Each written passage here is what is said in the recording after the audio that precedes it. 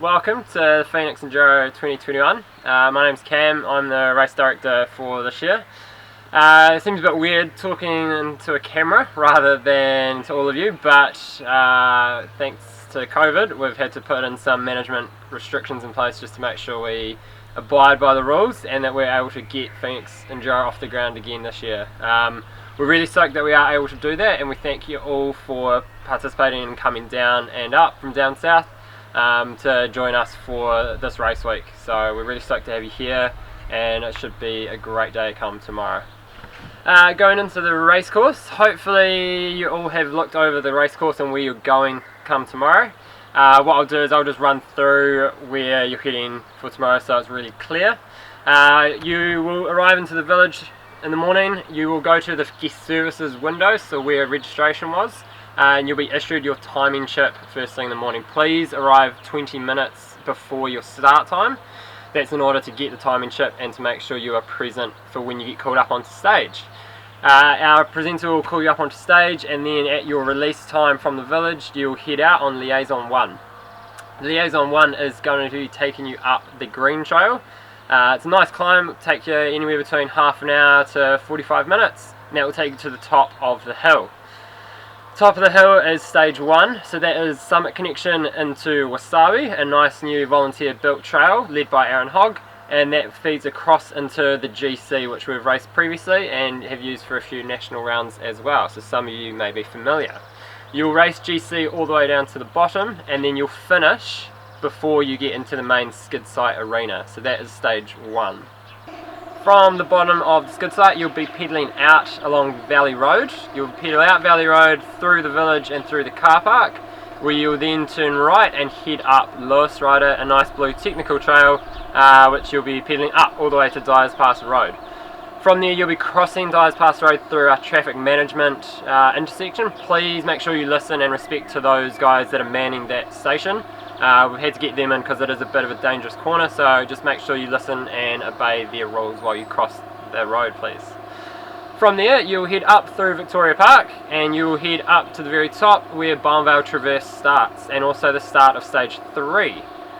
Just be mindful when you do pass through that area, you are going to be close to the timing transponder for stage 3, so please make sure that you listen to the marshal up there and you notice where it is, and then avoid it by sticking hard left and continuing along Bonvale Traverse to the top of stage 2, which is Lava Flow. Stage 2 is Lava Flow, and that is going to be a nice rocky affair. Hopefully it's not too windy. Ridgeline can get a bit exposed and hairy up there if the winds are strong, so fortunately the weather's looking alright, so you should be okay up there. You race Lava Flow right down to where it splits from the old line and to where the new line starts through the natives. We're finishing before you go through the natives. You're going to finish up there, and then you're going to jump off your bike and go across the fence style, and you'll go down the track for approximately another 100 meters, I think it is, and then you'll get to a farm gate, and you'll go through the farm gate and then start climbing back up the hill from there. Please don't continue down the valley from there. If you do, you're going to end up in completely the wrong place. So once you get down to the farm gate, you want to turn left and start heading up the climb. Head up the climb. This is Liaison 3.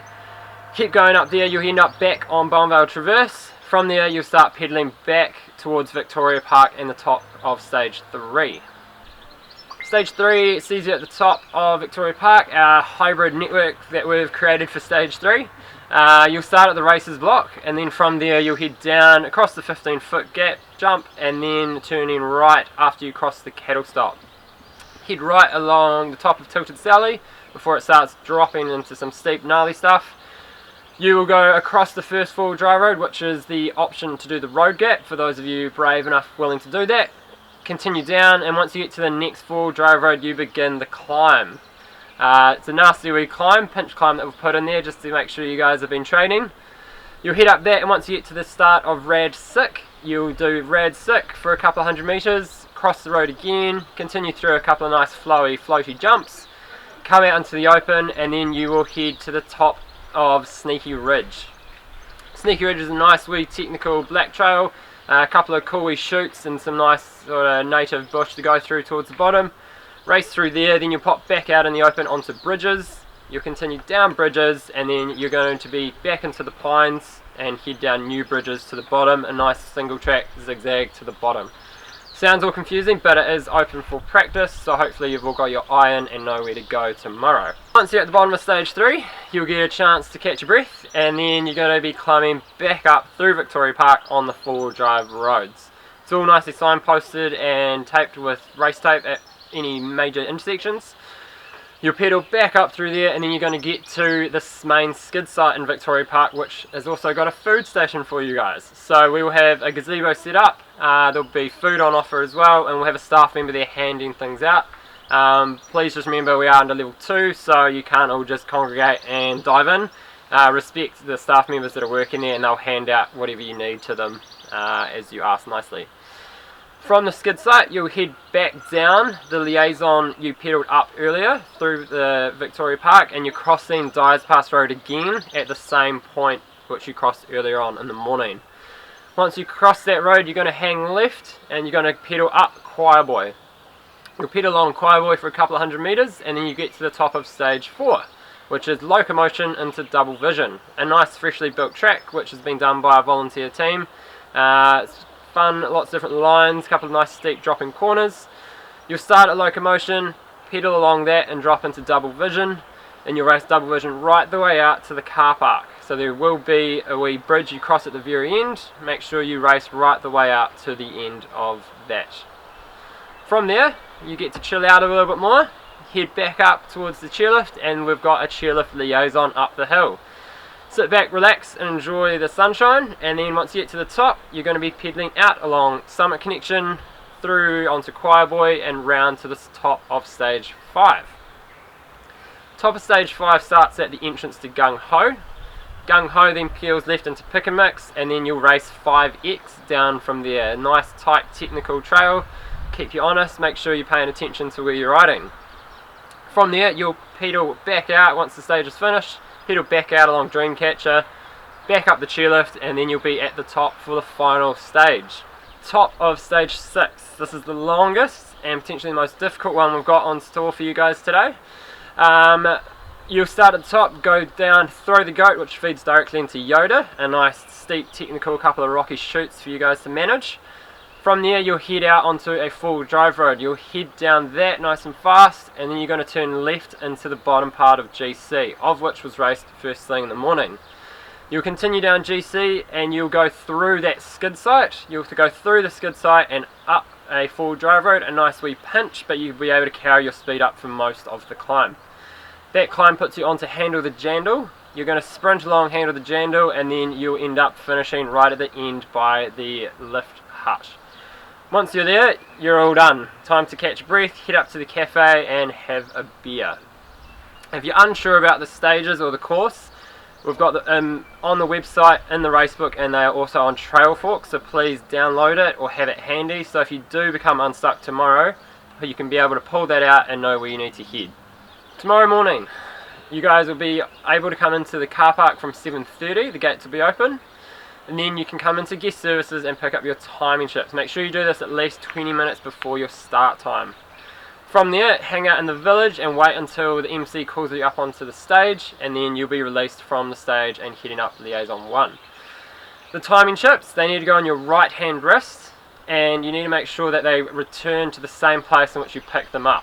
Now if you crash out or if you want to pull yourself from the event, please make sure you return those timing chips. If not, we will chase you up, and if they get damaged in any way, shape or form, we will be charging you for the cost of that impact. The timing system we're using is the Sport Ident timing system, which most of you should have used before. This is a bit of almost like an RFID chip where these are touchless. You don't have to physically touch them. As you ride past, you will trigger your time, and same again at the finish. When you ride past, your time will stop. As stated before, make sure these are on your right hand wrist. The top and bottom are proximity, so they've got about a 3-meter radius, so please be mindful that you do not go heckling near these. If you do, your timing chip will start and you're going to have a very, very long stage time, so please be aware where these are on the hillside and make sure you avoid them. We've taped out a triangle behind them, so in order that we should hopefully not have anyone near them, but just be mindful where you are walking and biking before you start so you don't trigger these accidentally. The way we've set up the course is that there'll be a start sign at the very top. You're going to start with your bike there. There's no rolling in further from there. You'll start with your bike at the start sign. These are located about 5 meters down the trail from there, so there's no way that it will start pinging your time before you start rolling into the stage. Same with at the finish. The finish transponders are further up the hill, so when you see the stage finish sign, you're done. You don't need to continue sprinting, you don't need to feel like you need to go beyond that sign. Once you read that sign, your time will have stopped. So just be mindful as to where the start and finish signs are, and then where these are located as well. I'm going to pull in Charlie, and he's going to talk to you guys about the weather for tomorrow, and also about medical expectations around if you come across a rider who's crashed. So I'll hand things off to Charlie. So weather in the park tomorrow should be a lot like today. A beautiful sunny day, some morning and evening cloud. We're expecting some wind speeds in that sort of 30 to 40k range about the tops, but generally speaking, another epic day. So I'm just going to touch on the medical side of things. A couple of points from our patrol team and just general enduro good etiquette. Now, if you come across someone who's hurt on the side of the track, what we want you to ask that person when you're riding past is, are you okay? Now, if that rider responds with no, it's our expectation and our hope that you'll stop and get off your bike and assist this person. If the person says yes, proceed with your race run all the way to the bottom and check in with the marshal at the bottom of the track. Try and keep a visual reference of the rough location of the injured person and feed that information through to the finishing marshal. That will then get fed through to our patrol team, who will respond accordingly. Awesome. Back to me. So we'll touch briefly on sort of rider attitude and morals. So just making sure the same rules apply to all racers. Please stick between the race tape. If you're caught intentionally cutting or making shortcuts, we will give you either a time penalty, or if we think it's significant enough, we will disqualify you from the race. If you've got riders coming down behind you that are wanting to pass, make sure that if you are one of those riders, yell out to them, say you are wanting to pass, and if you hear that, pull over at the best possible time to do so. It may not be an option for some time, but just do your best and say, hey, pass on my right, okay? We want to make sure everyone's out here for a good day, and being held up isn't ideal, but it is part of enduro racing. We've got a number of marshals out on the hill. I cannot thank them enough. They came to our aid later in the party when we were looking pretty skimp, so please talk to them, thank them, interact with them. They're doing a huge favour by being on the hillside, and I think some people don't fully comprehend how hard it can be to run an event without marshals in place. They're there for your safety and also to make sure the event runs smoothly, so please respect them. They're volunteering their time, and just interact with them and have a good time.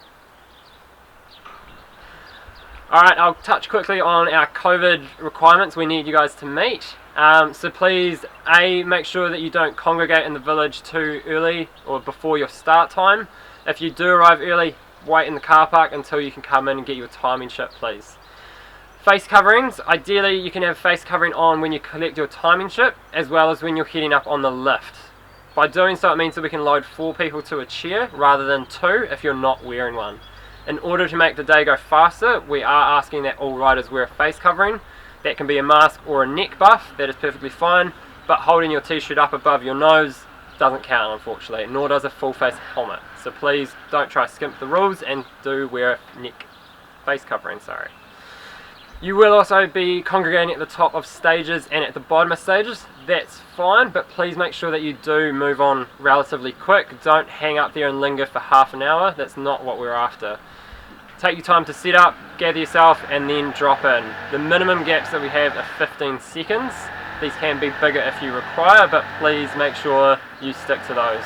Additionally, when you finish the stages, you can catch your breath by all means, but don't linger around too long, please. We just want to make sure you guys are moving throughout the day. It also helps that we can keep things rolling and make sure we're finished in time. Finally, to end the day off, not what we wanted at all, but we're having to do 2 separate prize givings. So at 5 o'clock, we've got the prize giving for the under 17s and the masters categories. We politely ask that the under 21s and the open categories don't hang about in the village during this time. We need to make sure that we're not having gatherings of more than 100, and so to do so we've had to do this split. Following that, at 6 o'clock, we've got the prize giving for the under 21s and the open categories. Same rules apply. Please make sure if you're under 17s or the masters that you're not hanging out in the village. We ask you that once that prize giving's done, you jump out and head home. It's not ideal as event director to have that happen, but I think in order to have the event happen is much more beneficial than to not have one whole prize giving, so please make sure you are adhering to that for us. That would be greatly appreciated. Lastly from me, a huge thank you for partaking in this year. It's the 3rd year we've run it. We're stoked to be able to do so. I think we've put on our most technically demanding course this year, so hopefully you're all being challenged but also having a great time out on the hillside. So come tomorrow, we will have races out, we'll have drones flying, we've got videographers, photographers. Feel free to hang around on the sides of the course and heckle your mates. That's what it's all about. We want you guys to have an awesome time, so enjoy. Thank you all very much. Thank you to all the sponsors that have been supporting us over the last couple of years, and you guys as well. So enjoy tomorrow. Thank you.